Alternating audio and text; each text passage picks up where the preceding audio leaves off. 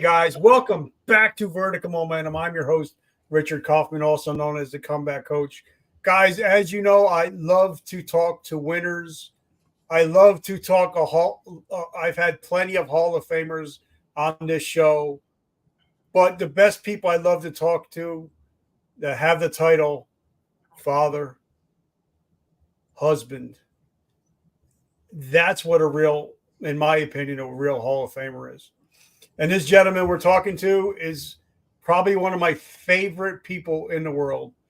Amazing speaker, author, coach. He's the Swiss Army knife of positivity, but he also has a story like Job had where he lost everything and God has given everything back to him in spades. So guys, if you want to be inspired, this is your episode. Thank you so much for coming on. Brandon, my brother, what's new? Well, it's exciting times right now. It's the summer, which means all the children are home, which is both a positive and it can also be a hard thing. They're all home, right? But we're just trying to enjoy the time with them. Got a big family, do activities with them, and a lot of great things are happening with business right now. And so things are going good, and I'm excited to be on here today. And I'm blessed, and thank Jamie for letting me take you away from her for a while and the 6 kids. You have a busy lifestyle, but you're changing the world one person at a time. So if one person gets affected by our talk today, this is all worth it. Yeah. So my first question is, because I do have a traumatic brain injury, and if I don't remember and write stuff down, I'll forget. Yep. What is your definition of resiliency? Well, first of all, I've had enough setbacks in my life to have to say, okay, we got to implement persistence, consistency, and resilience as part of that. We actually just did what's called an emotional resilience course, how to become more emotionally resilient.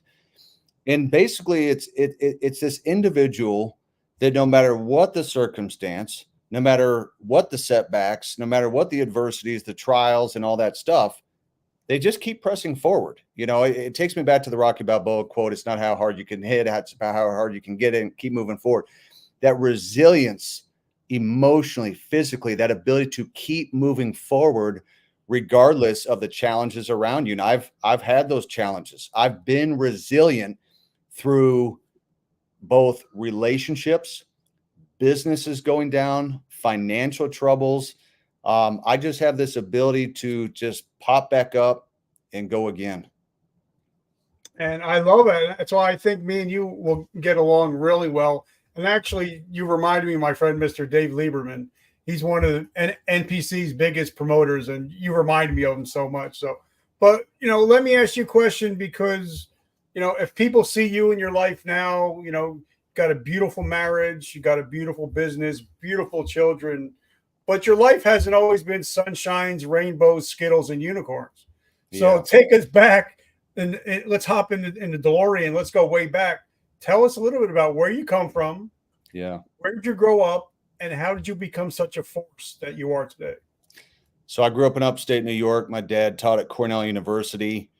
He was an animal scientist and professor for them. And growing up, I actually had, I would say, even a little bit of a learning disability. I was in speech class for 7 years during elementary school all the way through middle school. So during that time, I was actually getting what they called special help, which at the time didn't help my self-esteem. If the other kids are out at recess and they're playing on the playground and I'm having to go into speech class and basically get the extra help, it didn't make me feel very good.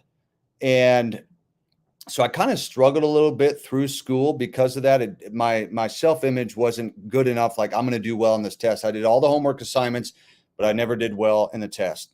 And then I got to college and I read a quote by Zig Ziglar from See You at the Top. He said, "It's not how smart you are, it's how well you train your brain." And so I said, okay, well, then if I'm not naturally as smart as other people, I'm going to train my brain harder than other people. If they put in 2 hours, that may mean I need to put in 3 hours, even 4 hours. I got straight A's when I was in college. Now, I didn't finish college, but I got straight A's in college. I all of a sudden was able to memorize a lot of information where I had what I would consider a photographic memory. The light bulb kind of turned on. And everything since that time has changed. So those early stages was feeling like I was kind of behind other kids. I would be smarter than maybe 1 out of 100 according to the tests that we took for reading comprehension. And then today, man, I've done ebooks. I've got 9 different ebooks. I've done 1,500 videos. I've spoken around the world. So it's like I came from New York, went through that, finished high school in Kentucky. I came out to Utah, started business, and it was one of those things of didn't start real well, didn't think I would get to this place, but that persistence, that consistency, that resilience, that never give up, it just happened over time. All right. So as you see, I'm writing stuff down. I'm not ignoring you. There's stuff that I want to talk about that we hit on. So I might jump back and forth here and there, but me and you have a lot of influences that are alike. And we talked about, we'll watch a documentary being made about a documentary. And I think, now I'm old, so I'm 56. Back when we had VCR tapes. Yep. I had Pumping Iron. I've much have watched Pumping Iron at least 100 times. So I think we have that in common. But it all has to do with mindset. Yeah. Even like the picture you had behind you, Michael had the killer mindset. Yeah. Kobe, killer mindset. Yeah. Even Tim Grover wrote in his book Relentless that you can't outwork Michael or Kobe, whether it was physically or mentally. Mm-hmm. And he also talked about there were some players that Tim helped that may have been physically better than Jordan and Kobe, but because of their mentality, they couldn't be touched. So talk about how important mentality is, because I forget who said the quote. People, we were talking about Rodman. He wasn't the most physical guy, but he had the mentality, the dog mentality. Yep. So talk about the mentality of a winner. Well, one of the things when I think about those guys, and I know for myself, because I did play sports and I was very good. What I said is work will outdo talent when talent won't work. So I will make up with work ethic what I lack in skill. I wasn't the tallest. I wasn't the fastest until later. And I wouldn't even say I was just the most talented.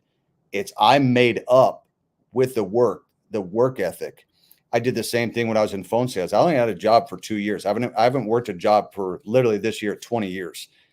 And I said, okay, well, I'm not as good with the scripts. I'm not as naturally good at even talking to people over the phone and having a conversation, that I'm just going to dial more leads. And that's what I did. And I was very good at sales.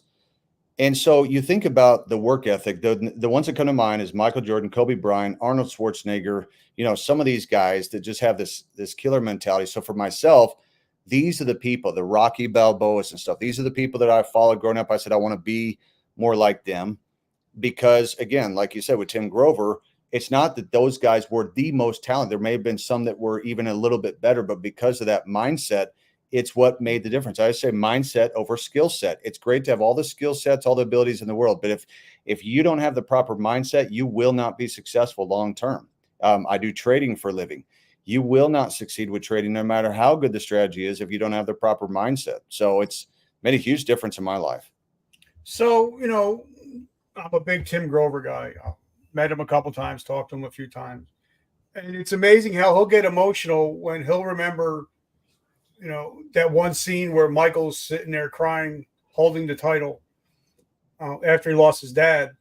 But also Kobe would get emotional after winning a title, because he knew the next morning all his teammates were going to be out partying. Exactly. But he was going to be in the gym at 4 a.m. preparing for the next season. Yep. And I think that's why there has to be a reason why they both had three-peats. Yep. Because I believe that, like when I had a friend of mine, his name was Rich DeVinny. He's a Navy SEAL commander. He said the winners, if they win, they celebrate for 3 minutes. If they lose, they cry for 3 minutes, and then it's time to move the fuck on. Yeah. Talk about that is how not resting on your laurels, or you know, enjoying too much of a win or crying too much of a loss, how it can affect your next championship if you win it or not. Well, the same happened to me. So in my company, I hit Chairman 100. Chairman 100 it means that you make over 7 figures a year income. So it's a significant thing, and it's on a residual basis. I hit that rank around 5 p.m. It was actually on my wife's birthday. I said, I'll hit Chairman 100 by March 16th, 2021. I said that in the month of January, and by March, it happened on her birthday at around 5 p.m. We had a dinner celebration together. The next morning, I was back to the office working on the next rank, which was Chairman 250. So I was literally right back to work. Some people would take a vacation. They'd be gone for a week or two in celebration. When I hit the Hall of Fame in 2021, I went down to Eric Worre's studios. They celebrated me with some other people. And then I got in my car that night. I literally drove home, got home late. I was back to the office the next morning. So it's okay to celebrate the wins, the milestones, the targets and stuff like that. But the champion is not about those advancements. They're not about those targets. It's always the next thing. Kobe and Jordan were asked, which trophy is your favorite? Which championship is your favorite? They said the next one, right? The next one, yep. That's kind of my mentality as well. And like Arnold, even in the movie, like I said, one of my favorite movies of all time, he says, I've already won the title 100 times in my mind. Yeah. Now I'm just going to go pick up the trophy. Yeah. But he had to put in the work. Mm-hmm. They were working out 7 days a week, and they were just eating regular food and desiccated liver tablets. Yep. They didn't have all the stuff that they had now. Yeah. But when he stepped on stage at 6'5", 240 pounds, he was the best in the world. Yeah. But if it wasn't for his mindset, from his, learning from his dad, who was a police officer in Graz, he wouldn't have the mindset of a winner. Yeah. So don't you believe mindset is, whether you fail or win, it's all because of your mindset? I think that the mindset's the most critical part, because, it's like I said to a guy the other day, you could have the greatest nutrition program, workout program, basketball camp for the kids. But if the mindset is not there, the desire, the passion, the consistency, the showing up on time and stuff like that, then frankly, the other stuff doesn't matter as much. So Arnold, he was in Graz, he was in the Austrian army. Yeah. And basically they would come home, plop into their beds. And he said, I would get down to do hundreds of push-ups, working out for 2 hours at a time. And I said, Arnold, do you want to be like, this character that he saw in the magazine, that you want to be like Hercules and stuff like that? And so he would get down and do it. Again, that takes mindset, because the natural, normal thing to do would be, hey, I've been all day in the army, we're tired, it's time to go to bed. He was willing to do the extra. And I think that mindset of the champions is that they're willing to go the extra mile. They're willing to do the extra push-ups. It's like Ed Milet said, it's the power of one more. They're doing one more rep, one more phone call, one more video. They're willing to do more than other people are willing to do. And those are the little things that make a difference. Even Arnold said, the difference between a champion and a non-champion is those pain points. When they get to the pain, he said, a lot of the times the non-champions, they just stop. Oh, it's painful. He said the champions kind of just continue on. They do those extra 1, 2, 3 reps that feel painful. He said that's the difference that separates between the champion and non-champion. It's a mindset. Okay, so, and I'm a big bodybuilding geek, so this is such a fun conversation for me. So thank you so much for coming on. But even, back then, even in the late 60s, early 70s, he was manifesting. Mm-hmm. Like even this, they showed him in his small bedroom. He had pictures of the blonde bomber, Dave Draper.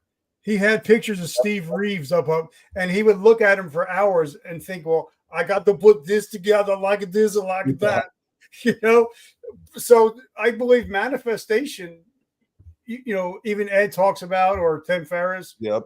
Tony Robbins talks about our RAS. Mm-hmm. Whatever we we think about, we become, right? Yeah. So how important is manifestation in failure or success? Well, I would visualize myself being a multimillionaire years ago. I just said, I know it's going to happen. I would think about what it was going to be like. I remember thinking in my mind what it'd be like to log into my bank account and see not one comma, but see two commas. I remember actually pointing up to the hills when I was in a condo where I lived, and I pointed up to hills. I said, one of these days I'm going to live up in those hills. And I would actually drive up and down this road. I said, one of these days I'm going to live up there. And guess what? I live up there. And so the visualization part, kind of the dream building, like I learned back in the days of Amway and stuff like that, I learned the importance of visualization, manifestation, affirmations, declarations, thinking in advance. It's like the Bible says, call the things that are not as though they already were. So you have to say the things in advance. You have to visualize those things in advance. And I believe that you can manifest those things because you're attracting yourself to those things. Like you said, the RAS, the reticular activating system. If all of a sudden I'm thinking about, I want this Ferrari, I want this or that, it's like all of a sudden you just start to notice them everywhere. And it's not that you're just attracting them to you, but you become more self-aware of those things and you're thinking about those things more, which then increases the chance of you then obtaining those things in your life. And but one thing, since we, even before we got on the call, we started talking about how our brides are everything, Yeah. our family are everything, and I believe, like in basketball, there was a lot of, like, I'm a Lakers fan. I'm a lifelong Lakers fan. Not lately. I don't like LeBron, Yeah. but I mean, I'm a Showtime Laker guy. And after that, there were times when the Lakers, we had Karl Malone, Gary Payton. Yeah. We had Hall of Famers, but they didn't work as a team. Yeah. And I believe that if you want to go fast, go by yourself. But if you want to go far, build a team. Exactly. So talk about building a winning team. Well, one of the first quotes I heard about team was individuals grow, teams explode. And when I first got started in my business, I would say I was individual. It's about me getting to this rank, me getting to this income. And I didn't understand that the teamwork is what makes the dream work. You got to work together as a team with the people to be successful. And so now, since I adopted that mentality of teamwork makes the dream work, I have built literally hundreds of thousands of people as a team. In fact, to this day, 1.2 million customers I've had on my team because I adopted the teamwork mentality, which is all of you lead by example, you model it, you do what you wish that they would do and stuff like that. Well, I started modeling that example. If I show up to events, I do personal development, I'm reading the books, I'm working on the strategies, I'm showing up every day, that kind of thing. Well, then enough other people start to follow. They want to be like that as well. That when you're focused on the team and you're not focused on yourself, it's like Jesus said. He said, he who becomes the greatest must become the servant of all. I feel like I have to be a servant to my team. And in certain ways, I actually work for them. They don't work for me. I work for them. So if I serve them well and I help them, then ultimately I end up being successful as well. I think it was Zig Ziglar said in 2004, I went to one of his seminars. He said, you can have everything in life you want if you help enough other people get what they want.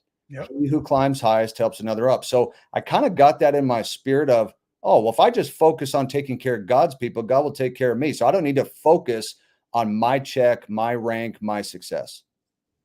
And, I'm a big Zig Ziglar guy. And one of my quotes, that I use almost every day is, people don't care how much you know until they know how much you care. Exactly. And me, 23 years in the military, I cared about my guys. My guys knew I care about you. I want you coming home and not in a body bag, but I care about you. And once they knew I cared about them, I could say, storm that hill, and they would go it without question. Yep. Just because they knew I cared about them personally and not just as an employee number. That's an important part. I think the word care or being caring is important. When I talk to my team on Zooms, I tell them that I sincerely, genuinely care about them. They're not a volume point to me. They're not a bonus to me. I sincerely, genuinely care about the people. When I go to convention, if I was like a lot of quote big leaders, I'd basically sneak out the back and not talk to anybody. And I will stay for a long period of time, shaking people's hands, taking pictures with them, and talking to them, answering their questions and stuff like that, because I actually care about people. So I'm willing to go to battle with and for the people. And guess what? They're willing to go to battle for me. And it creates great retention, because now it's a culture that you've built. And I've been on the stage with some of the biggest speakers in the world. And if you've ever been in the back room of some of these places, it's not what you think. Some of these people you think have it all together don't have it all together. Yeah. And they're not nice at all. Yeah. And I believe, like, when I go for a speaking event, I get there usually a day or two early. I get to the arena 5-6 hours. I go talk to everybody. Yeah. I talk to the janitors. I go talk to the people in the stands. And then when I get up on stage and I mention them by name and what we talked about, that's when they're like, wait a minute, this guy cares. Yeah. Yeah. And there's a difference between a leader and a boss. Yeah. So talk about the difference between a boss and a leader. Well, when I think of boss, I almost think of a manager. Like I used to say to people, at McDonald's, the managers basically says, go, and they point the finger, whereas the leader says, let's go, and the leader leads by example. The boss comes in, pounds his chest, I'm the boss, basically makes themselves the goat, and doesn't necessarily lead by example. When I think of leaders, I think of like John C. Maxwell books, developing the leader within you. He said that the leaders show the way, go the way. They are taking the first step. They're showing how it's done. So they don't just say by word, they say by action. In fact, the Bible says they which preach the gospel should live the gospel. They who preach the Spirit should live after the Spirit, walk after the Spirit. And so it's like you need to lead by example. But too many people today, especially because of social media, I'm the boss. I'm the boss. I'm the boss. It's like, yeah, you tell people what to do, but you're not necessarily leading by example. You're a hypocrite. It's a double standard. They tell people what to do, but they don't do it themselves. It's like telling people be healthy and they're back there drinking soda. The leader actually shows what to do and they do it themselves. And and I've always believed in that. Like when I got promoted to be an officer, and my guys would be cleaning the shitters.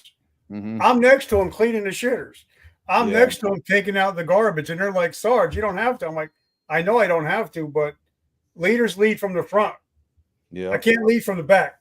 I can't, because then the view never changes if you're in the back. So I think being a leader, and one of my favorite quotes, and I don't remember the exact numbers, it says, and I'm paraphrasing, obviously, those that don't have vision perish. Correct. Yep. Well, talk about that, because a lot of people, they'll start a company but not have a real vision for it. Yeah. Well, the problem with people who lack vision is that they end up not lasting long.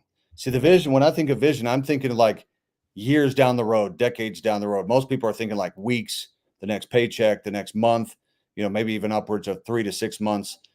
This vision, when you think about like Amazon and Apple, they're talking about decades at a time. They're putting out that blueprint, thinking years down the road. So like the company I'm a part of, the CEO is talking about vision all the time. He's talking about the past, but he's also talking about what we're doing in the future, what's coming down the road, what the plans are, how many customers we're going to have, how many countries that we're going to be in, product releases, and so forth. I think that most people have sight, they don't have vision. I think it's the reason why, like, most people don't have goals. The majority of people don't have goals. Their goals to get to the weekend. Their goals is to not be in the negative in their bank account, And so it's like the vision is you're thinking way down the road, which actually helps the short-term, short-range goals that you have. You're willing to basically go through the crap, the adversity and all that, because you've already kind of got this vision of where you're going to, right? And so it doesn't really matter what is coming your way in the short term because you're thinking long-term. So that's what I think of when I think of vision. But the reality is most people don't have it, and it's why they don't last. Okay, now I just had a talk with Brian Tracy, and we were talking about how important written goals are, Yep. and how since so many people they have phones now, they put it into their notes or whatever.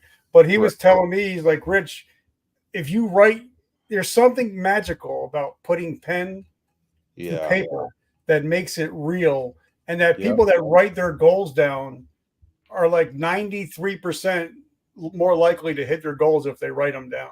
So, how important is actually writing your goals down? So at 19 is when I started writing goals because I read See at the Top. So that got me into goal setting. And the funny thing is that next year, every goal I wrote down came to pass, all of them, which is kind of crazy. And to this day, the goals that I've set up to this point, which today is June 26th, every goal that I set out to do has been achieved. All of them, everything from the business to family to my health life, my spiritual life. Now I have new goals, but like all the goals up to this point, they've all been achieved. And guess what? I actually physically wrote them down, like on paper. Now I have notes on my phone. I have the wallpaper on my phone. It has my goals in front of me and stuff like that. But just typing them and writing them down is what makes a difference. If you have it in your head, it's a wish, it's a hope, and wishes and hopes typically don't come to pass. I'm still of the thinking to this day that physically writing them down and actually having them in front of you a lot is going to make a difference. If you pick up your phone 400 times a day, it says that average person picks up their phone 400 times a day. Well, seeing your goals a lot in front of you is going to be a reminder to you as to why you're doing what you're doing on a daily basis and where you're going to, not what you're going through. And I love that. And every time I pick up my phone, my screensaver is the beach house that I'm going to Yeah. get, Yep. the boat that I'm going to buy, Yep. and we're actually going on a cruise this weekend, and I'm going to go tour some houses in the Bahamas this weekend. But something that Brian also said was that a dream is just a goal is just if you don't have an end date or if you don't have a date of when you're going to achieve it, it's just a dream. So Yeah. talk about a lot of people are like, well, I'm going to be a millionaire. Well, when? Exactly. Someday is not a day of the week. I think Brian Tracy called it someday I'll. He said, someday I'll become a millionaire. Someday I'll lose the weight. Yeah. I think that the date is important because it creates urgency and accountability. One of the statements I have is a goal without accountability, such as a date, is a goal that will never be achieved. So, for example, when I said in January 2021, I will be a Chairman 100 by March 16th, 2021. I said that in January. 5 p.m., March 16th, my wife's birthday, I was a Chairman 100. I guarantee you it would not have happened if I didn't say that. Now, maybe I would have hit it in June. The point is that I set a specific date. It created the urgency. It created accountability. I had to go do it, and I went out and did it. It just makes a difference. It gets a person moving faster than, hey, I'll be a millionaire. It's like, probably not, because if you're just kind of putting it out there to the universe, I'm going to be a millionaire, but there's no sense of urgency. There's no accountability. There's no deadline, no destination. It's probably not going to happen. Okay, so let's talk about. And by the way, thank you for taking this time with me. Yeah. I'm so humbled, and I geek out on this stuff, but I believe that goals without emotion are not going to happen. Like Correct. for me, I was talking to a client last year, and he's like, "I want a Lambo," and I'm like, "Okay, you make 250K a year. Why don't you have one?" He's like, "I don't know, but I want one." So that next day, I picked him up. He didn't know where we're going. We went to the Lambo dealer. We had him driving one. We had him touching the leather, smelling the leather, the air, the wind going through his hair, touching the sheen of the car. Within 6 months, he had it. Yeah. But there was an emotion there that when he got up to go to work that Monday, he could smell the leather. Exactly. He could feel it. And like we're going to the Bahamas on Sunday. Mm-hmm. I have some houses. I want to go look beach houses. We rented a pontoon to go hang out on.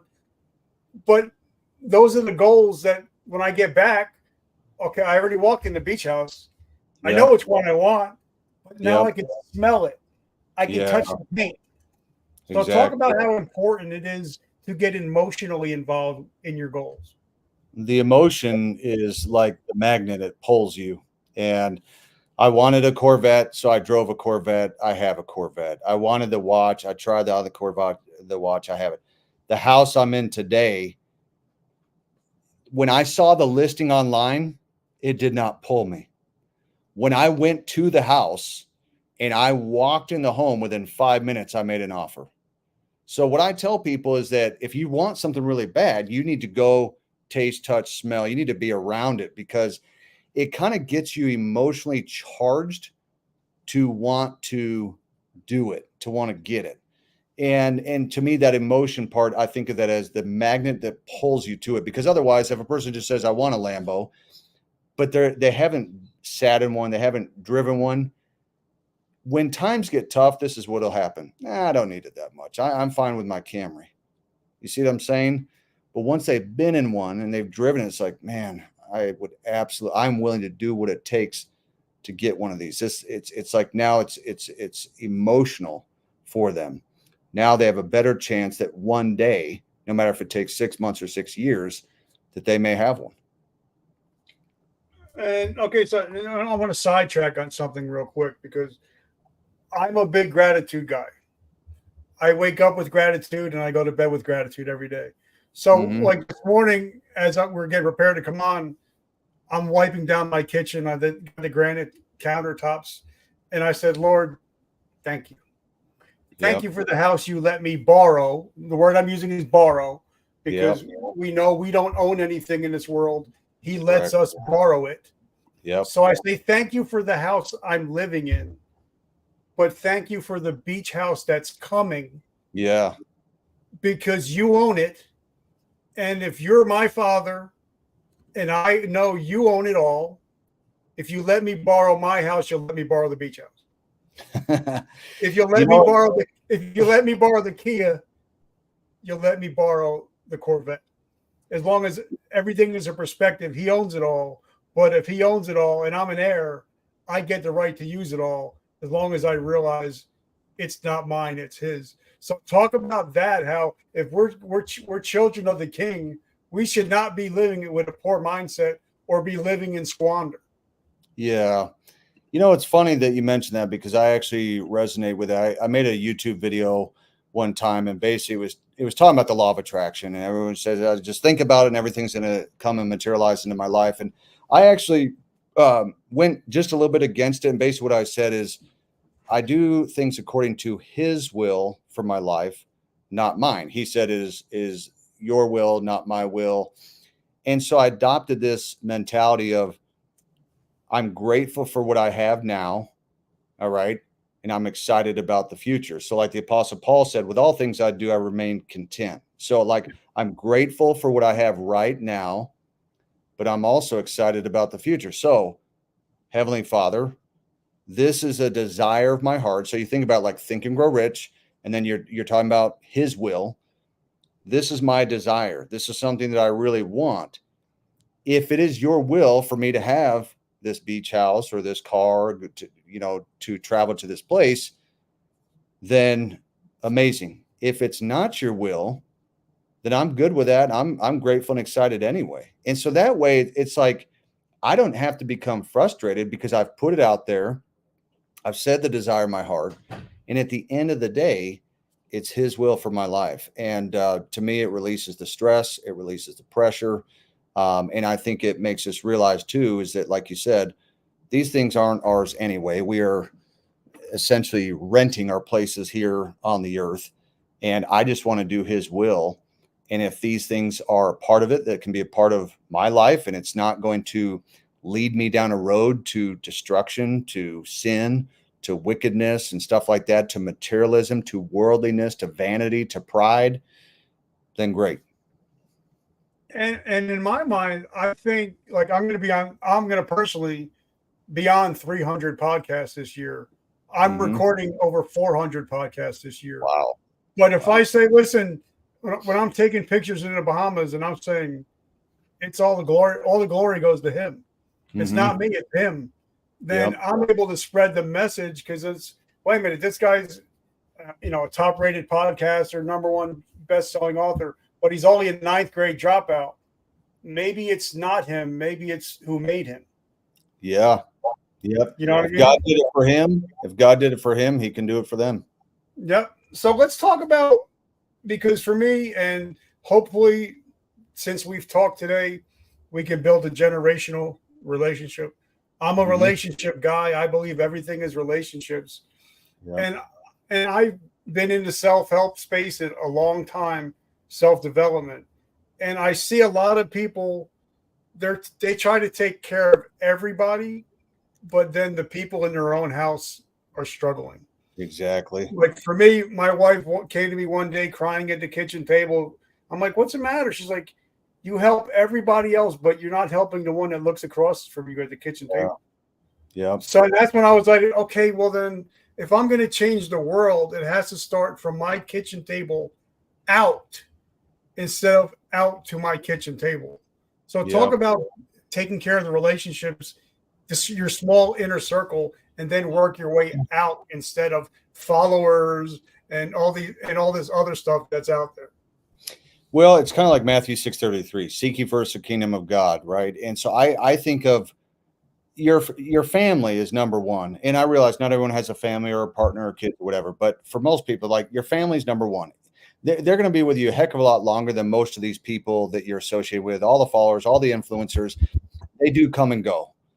And my feeling is this, is that my wife and my kids are the most important people in my life. That's number one. So there's a relationship with God, that the relationship with my family. And the idea that comes to mind is you said at the beginning, what profits a man to gain the whole world and lose his own soul? I actually said, what profits a man or woman to gain the praise, the achievements, the rewards of the world and lose his own family, right? So there's a quote, no amount of success can compensate for failure in the home. So those home relationships are the most important. What does it matter if you're hitting a rank or assets or income if your spouse hates you? What if your kids don't like you? What if they feel that you care more about business and success and fame than you do them? And so this is the reason why I try and spend a lot of time with my family, is because I want them to know that they are a top priority in my life, that these customers and these leaders, they are important too, but it is kind of a means to an end. They're going to come and go. And maybe years down the road, we're not really talking more. Whereas these relationships at home, we've got them for life, and so I make sure that I put the family as a top priority. Here's proof. I take my wife on about 3 dates a week, two lunch dates and then a night date. So that's 3 dates a week.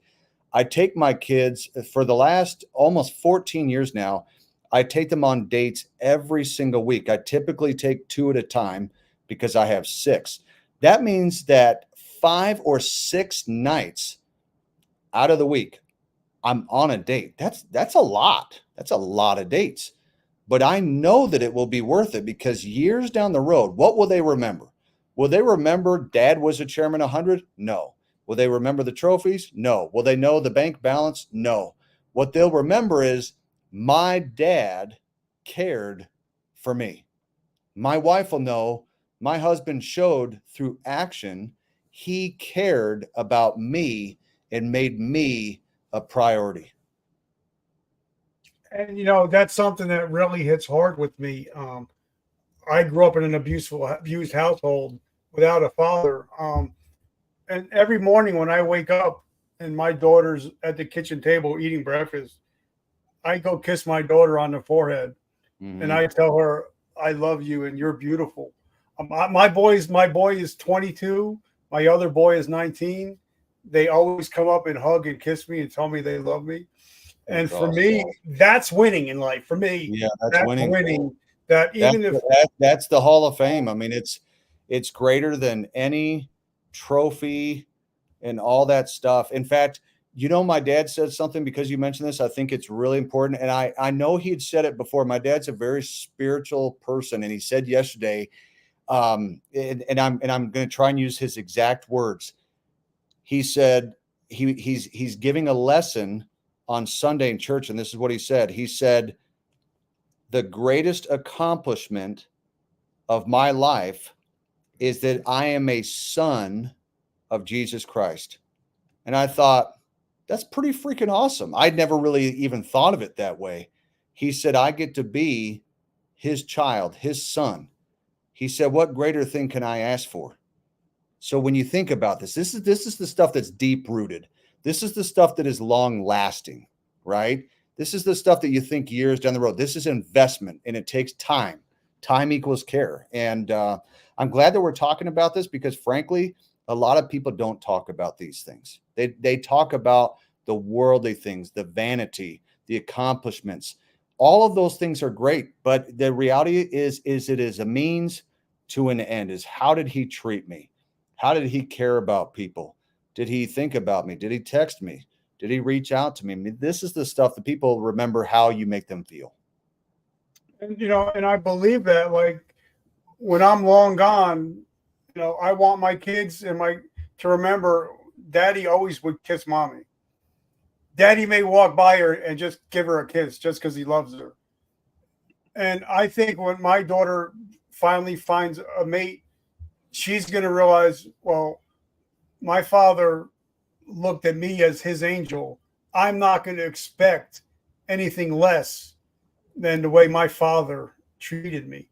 And I think if we can, like, for me, I had lunch with TD Jakes a bunch of years back, and I said, give me something that I can take with and use for the rest of my life. And he says, if you don't date your wife, another man will. Yeah, exactly. And for me, I'll buy my wife flowers just because it's Tuesday. I'll go buy her favorite coffee. I'll go get her car detailed just because it's a Thursday. And I believe that's the good stuff. Like the country music, the good stuff. That's the good stuff. So talk to us. Talk to us one second. I hear everybody, well, I don't get treated right at home. And I'm like, you cannot expect to get treated like a king if you don't treat your wife like a queen. And like I did a post yesterday, a king only bows down to his God and his queen. So talk about the importance of the relationship between a man, a wife. So what are your thoughts?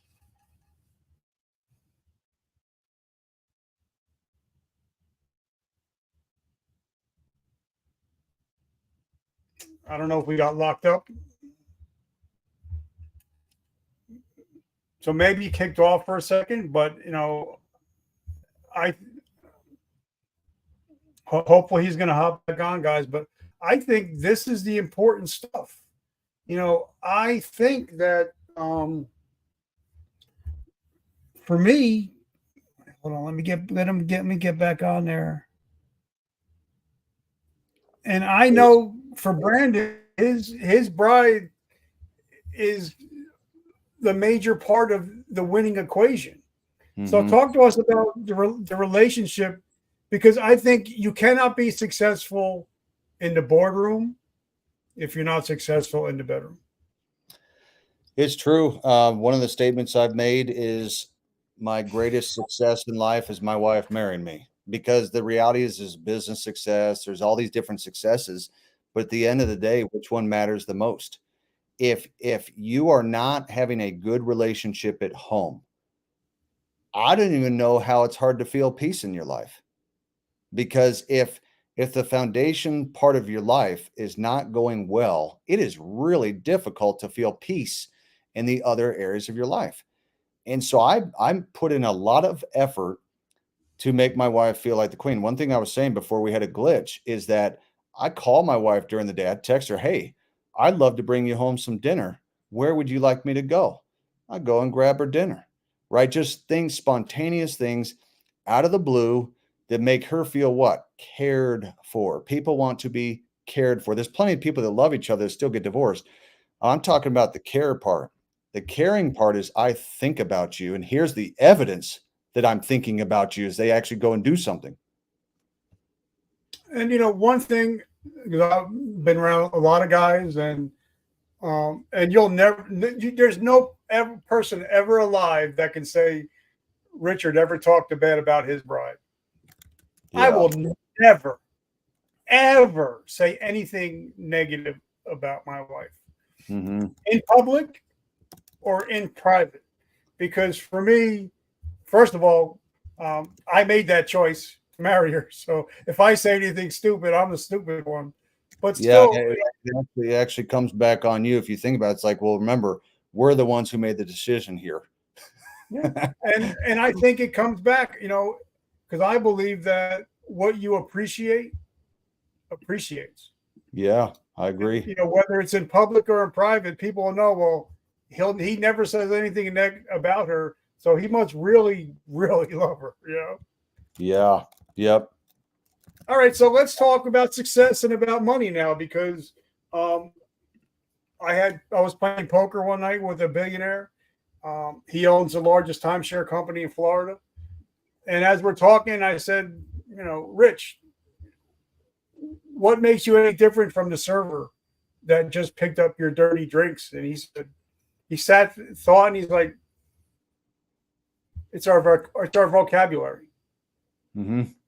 Rich people and poor people have two different vocabularies. Yeah. And I learned that from Mr. Robert Kiyosaki and Sharon Lecter when I had him come on the show. Is rich people and poor people talk and think differently. So talk about the vocabulary of the wealthy and the vocabulary of the poor. Well, I learned from Rich Dad Poor Dad. He said that, the person says, I can't afford it. The rich person says, how can I afford it? We're thinking more of the action that it takes to do something. The other person is just basically sitting back saying, I can't afford it. I'm not going to do anything about it. I'm just going to sit and complain about it. When I think of the people who are rich and wealthy on a financial basis, I think of giant killers like David who killed Goliath. The way that they speak. Remember, there was the 12 spies that came back. 2 had a good report. The others were negative. And so they come back saying, look at those giants. And the 2 said, look at the size of those grapes. Like they were focused on opportunity. The others are focused on survival. The others are focused on getting by. The others are focused on just paying their bills. It doesn't actually make them bad people. It's that the words they use and the actions they take, the connections they make, who they choose to associate with is what makes a difference. In fact, I learned from Brian Tracy, he said over 90% of the success that we have in our lives is the people that we actually choose to associate with, which shows who you associate with is what makes the difference. The power of the 5. Mm-hmm. Yep. Yeah, I mean, you think about that because I even look back like the couple of guys I hung out with in high school, though nice people, kept me where I was at that time. When I then moved out of Kentucky and came to where I'm at today, I started associating with people that were really moving forward, people that were really making a difference and had goals and stuff like that. If I stayed in Kentucky, you and I would not be on this show right now. That's the truth, because the associations I had, though good people, were not people that wanted to stretch themselves.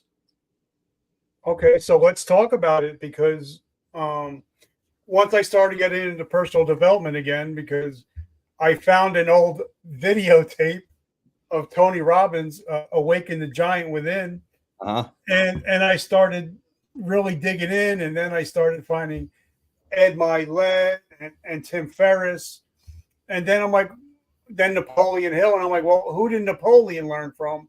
And then I went back to the Carnegies. Mm-hmm. There were masterminds in the late 1800s, early 1900s. So it's nothing new, but they knew the power of the 5.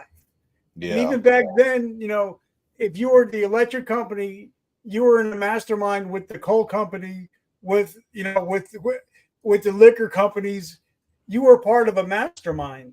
Yeah. So talk to us about masterminds, because I know that this is your wheelhouse.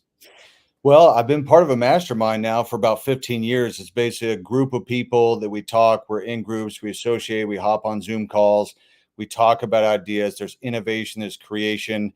And I feel like even from like the heavens above, there's like revelation and inspiration that actually comes into these, these meetings that we have. it is what makes a difference. Kiyosaki said, your network is your net worth, you know? And so it's like, I've got a network associated and mastermind with people who are going in the direction that I want to go. And so I choose to only be part of this mastermind with individuals that I actually have respect for. I look up to them. I like their ideas. Man, it's made all the difference. In fact, I don't even worry about the future as far as business and finances and stuff like that, because I know that small network I have, that mastermind that I have, is the security and the freedom for the future, because I'm associated with really good, solid individuals who we are united. We resonate with each other. You're on that same kind of frequency. And it just brings a sense of peace for the future. So I am totally for the mastermind groups, and I know that they absolutely make a difference. And even for the opportunities that you get involved in, right? Like, I wouldn't even be doing what I'm doing today if it weren't for a previous mastermind that I was a part of, where I then found out about what I do now. Okay, so now let's talk about it. Especially me, like men. I think we need other men. Hmm. Like for me, I've learned, like I said, watching documentaries. I watch documentaries about everything, and some of the most successful people, even in athletes like Tom Brady, he wants to be coached up. Hmm. All the greatest men, even if they're coaches, they have coaches. Correct. And for some reason, I don't understand is, like if we have these smartphones in our hand, these $1,000 smartphones, but then we kind of balk when we say, uh, how we want to join this mastermind or go to this conference. It's the investment's $1,200. Oh, that's too much. It's like, well, wait a minute. You just said that, you know, you have no problem dropping $1,000 on a cell phone, but you have a problem dropping $1,000 to go sit with Ed Milet for 3 days. Yeah. How much money is that $1,000 going to be worth? What's the ROI on that? So Yeah. talk People are about I want to make $1 million, but I only want to put in a widow's mite from the Bible in order to get that million, whether it's the money or the time or whatever. The amount of money that I've spent over the years with conventions, it doesn't matter if it's Tony Robbins, Zig Ziglar, any of those guys, company conventions, I've never actually missed one. In fact, speaking of Ed Milet, I was at the biggest Salt Lake City convention that I think has ever been. I was actually at it. It was very expensive to go. I went. I heard David Goggins. I heard Grant Cardone, Ed Milet. I heard all those guys, and I've heard them on YouTube. And I still went. I brought my son with me. We had a great experience. And to me, if people want to get to those next levels in their life, they have to be willing to do things that other people are not willing to do, both with time and with money, and certain things that may even make you feel a little bit uncomfortable. So, being in those environments, hearing what they're saying, feeling that energy of those environments absolutely makes a difference. I have a convention that's coming up soon that will have 10,000 people. It's going to cost me thousands and thousands of dollars to be at that one event. By the time I pay for flights, hotels, the convention tickets, but I'm going because I'm interested in growth. and I think that's pretty incredible because I had one kid that I was working with. He was a amateur bodybuilder, Mhm. and I told him, "All right, let's hop in the car. Let's get tickets. We're going to go to the Arnold. I'm going to introduce you to Dave, Lieberman, Jay Cutler, and some of those guys. So it may cost you 500 to 1,000, but how much if you had 5 minutes to sit and talk to Jay Cutler? Yeah. How much could that affect your life if you could talk to Mr. Ronnie Coleman for 2 minutes? Absolutely. In fact, one of the guys I've wanted to meet, and I had posted him up on my Instagram, was Ed Milet, and he actually responded, which I actually have the audio from Ed Milet. I put us in an interview together on a podcast. It has me and it has him. It's a picture of us together, and it says, "I'm going to meet Ed Milet," and blah, blah, blah. It has this post. He actually responded back. It's 4,000 to 5,000 messages a day. He responded to me. I still believe to this day that I will get that chance to sit down with Ed. We're going to talk. I wouldn't care if it took me thousands of dollars to meet him. It's going to happen. And Ed is one of my favorite people of all time. The Yeah. week before I lost my vision, he was going to fly me down to in Myrtle Beach on his private jet to hang out with him for the weekend, but I lost my vision. And I lost my vision the next day after I messaged his partner. She sent me a whole box of swag, and she's like, whenever he's down in New Jersey, you and Ed are going to get together. So Ed, my lad, I love you. So last couple minutes, I know you got a lot going on today, but I wrote, how to make money 24/7, and that was the title of this. So for the last couple minutes, how do we make money 24/7? Well, I mean, first of all, the thing I'm involved in is I trade. I trade for a living. I trade currency, so everything from Forex to stocks to commodities to crypto, stuff like that. And it's been the best thing I've ever done. Scalable, no ceiling on your income. I teach 3 to 4 times a day, 5 days a week, 20 languages, so people can get on. They can hear basically what we do. We basically get on the charts. We look for trade opportunities, and then they actually learn how to do it. It's been the most fun that I've ever had. I've done that now for about 9.5 years. I've absolutely loved it. As a part of that, because my background is networking, I built a business over 10,000 active customers, over 20 countries, and basically have created a residual subscription from that too that helped me to get to Chairman 100. So I basically have the two things. Is the one is the trading side for people that just want to trade from their phone, trade from their laptop, and make money in the largest financial markets in the world. That is what I do for a living. The second part is I do build a business. I want all the tax deductions, all the incentives. I've been able to build a large organization of customers. And, the cool thing is I love about it is I don't need to sell them anything, because in the past I would sell products and services to people. Today, I really don't have to because I do education. If they want to be part of it, kind of like an online schooling, they can pay a subscription and get access to it. If they don't, then that's totally okay. So it's like, I just promote, I educate on a daily basis. Anyone from 18 years old up to 80 years old, we teach on a daily basis online, and it's been phenomenal. It took my life, my finance, and my business to a whole new level. It's the best thing I've done, and it's the most fun as well. Okay, so and by the way, before I even forgot, I forgot to mention, I want to thank Celsius for sponsoring the show. I love you, Celsius, my favorite energy drink of all time. So I just want to say thank you, Celsius. But when you start a business, a lot of people will have what they call sales breath, where they're just trying to sell you shit, sell you more shit to sell you more shit. Yeah. But if you, in your business model, you're trying to educate first.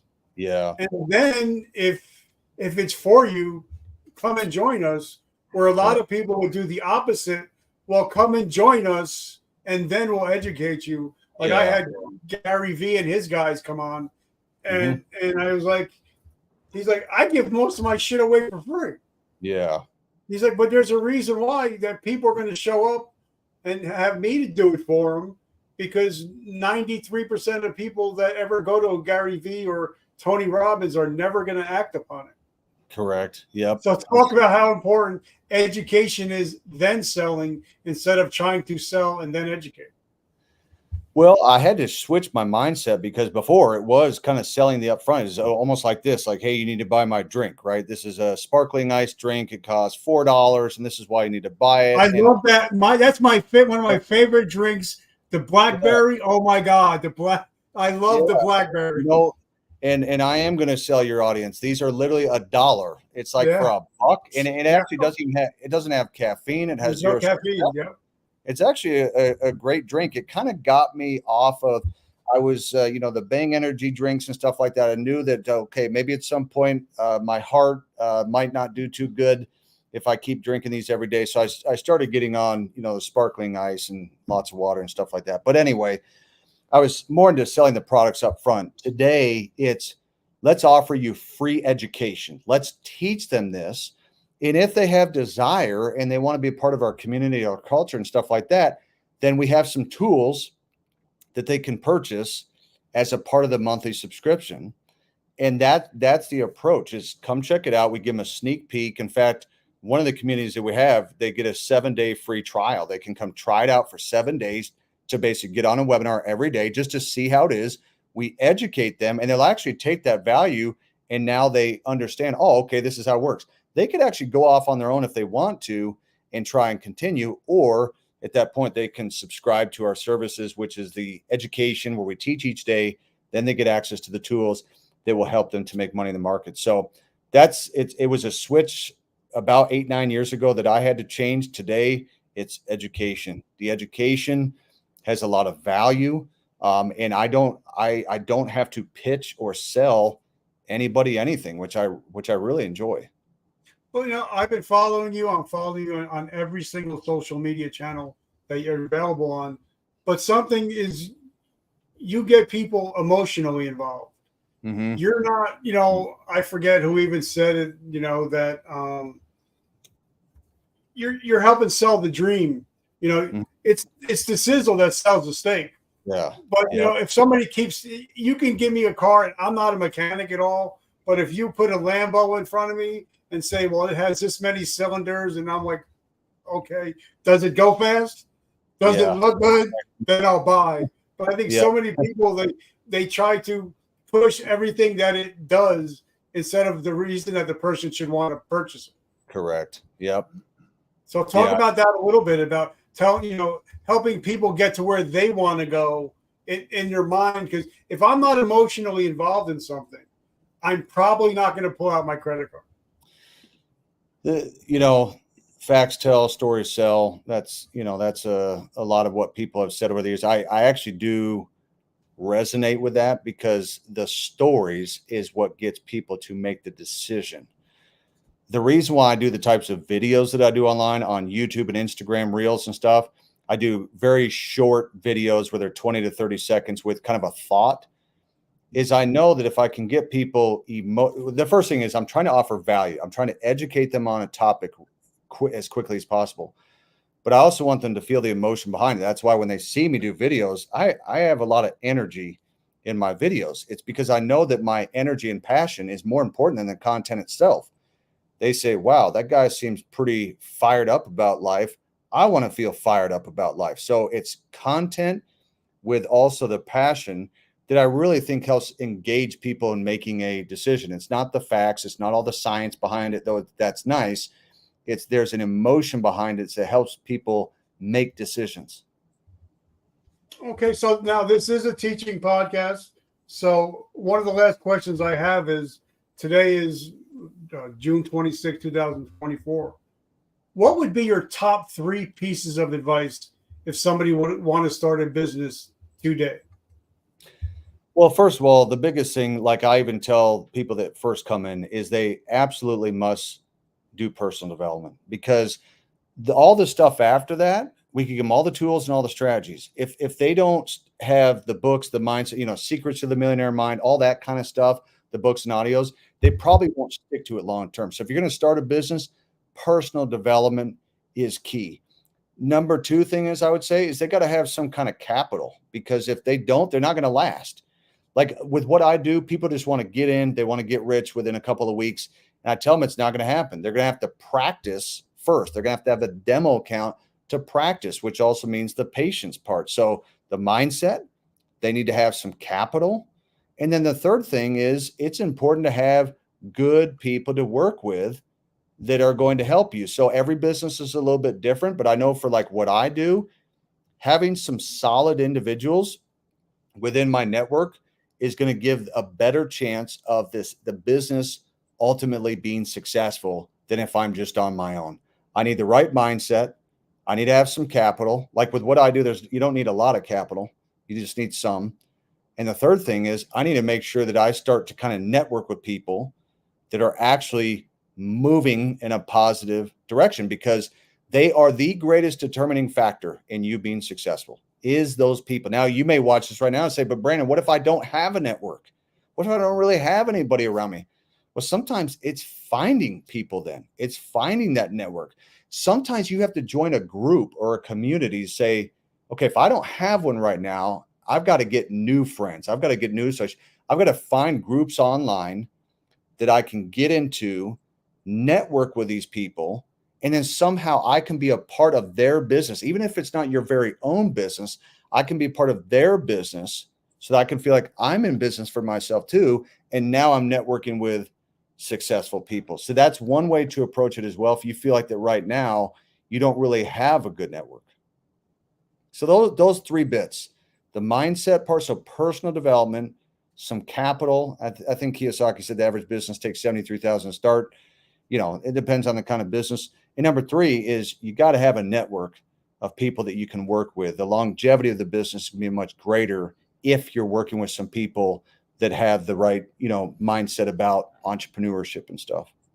And I love that. And I tell people I've gotten wealthy $15 a month because I have Audible. Yep. And if I'm not able to sit and talk with, say, a Patrick Bet-David right now, Yep. I can listen to his audiobook and my mind doesn't know the difference whether he's sitting next to me or whether it's on my phone. Yeah. Yep. You know what I mean? I agree. I'm telling you. So I've done personal development for 25 years, and the amount of information that I get for free or on Audible, because I have that too, for $15 a month, it really is astounding. I'm listening to Alex Hormozy, Ed Milet, Yep. Patrick David, all those guys. I'm getting all this information for free that frankly, they'd probably share at a dinner table, and I'm getting access to that essentially for free. It's one of the greatest investments that I've ever made. I remember my mentor told me, find a person who's where you want to be and follow them. I would actually revise it. Find a person who's where you want to be and listen to them, so listen to their audios, read their books. I don't even know, frankly, I don't even know where I'd even be today without all that stuff. I think I probably would have quit years ago. It has been the greatest thing between the two best things. One, personal development. Number two, associations. Those two things have made the biggest difference in my life and business. I love it. So now last question is, how do we find you? How do we support your mission, and what's coming up next? Easiest place to find me would be Instagram, Brandon Boyd Official. I just have one account. I get fake accounts made of me all the time, but Brandon Boyd Official on Instagram. I am on YouTube as well. There is a lead singer, Brandon Boyd, for Incubus. He's the lead singer of Incubus, so sometimes people confuse me with him. But I am on YouTube. You'll see me on Facebook as well. But the Instagram is the easiest way because the Instagram can also lead you to my YouTube stuff. Pretty much all the stuff that I post on Instagram, you will also see on YouTube. I have morning motivation. I have entrepreneur business building trainings and stuff like that. I typically post about 3 or 4 times on a weekly basis with different reels and stuff. And all the content that I have is free. I've done 1,300 episodes of morning motivation. I have it all on one playlist. All of that is free as well. I love it. So that's normally the last question, but because it's you, I got one more. I believe that, somebody once said that if you're not close to God, you're the one that moved, because he's there. He's the same from the beginning to end, Alpha to Omega to Omega. So if somebody's out there struggling with their faith, what can they do in the next 24 hours to find some peace? A lot of people will say, read the Bible or read the scriptures. And the only thing that I would have against that is most people don't read them because they don't understand them. Like they'll read the King James Version. They're like, I don't understand the old English and stuff like that. I think the biggest thing for me is like prayer and meditation, actually trying to have some type of communication, I think can really make a difference. And people say, oh, I don't really know how to pray. It's just talking to a supreme being that you have faith that somebody is there, that you can feel their presence, that you start to communicate, that you start to have gratitude for the life that you live. Another way that you could do it is even on YouTube. Research videos about the Lord, right? There's so much amazing content. Like let's say that somebody wanted to know more about Christ. Well, what has been the best video series put out in the last couple of years? The Chosen. there was, and the reason why I say this is that there's a guy, he's the CEO of our company, and he has struggled with his relationship with God for quite a few years. I recommended to him The Chosen, and he said it was absolutely life-changing. If somebody wants to start building their faith in the next 24 hours, that prayer / meditation, watching The Chosen, I think can help them have that connection that maybe they haven't had. People are going through different struggles, different journeys. Everyone is on a different journey right now for their life, their ultimate destination. Those would be two things that I think could make a difference for them. I actually wrote that down when I'm on the cruise. I'm actually going to make sure I check that out while I'm on the cruise. Oh, well, man, I'm telling you, The Chosen is the best series on God that I've ever watched. It's the best. I'm definitely going to check it out, brother. I'm so grateful for you. Thank you. Thank you to your bride and for your 6 beautiful children for letting me to take some of your time. And I'm so grateful and humbled for you, Brandon. I appreciate you as well. Thanks so much for having me on. And I am more than happy to get on at any time. And I really appreciate your words of wisdom as well. I love it, brother. And guys, like Joel Osteen says, like I'm a big Joel Osteen guy. Every morning we get to wake up, we can either be a victim or we can be a victor. If you're watching this show, you're no longer a victim of your past, but you're a victor of your future and your present. So thank you guys for always showing up. And remember, vertical momentum, the only way to go is up. I love you guys. Brandon, my brother, thank you so much. Tell Jamie thank you. Thank you for everything. I appreciate you. Thank you so much as well. You have a great day. God bless.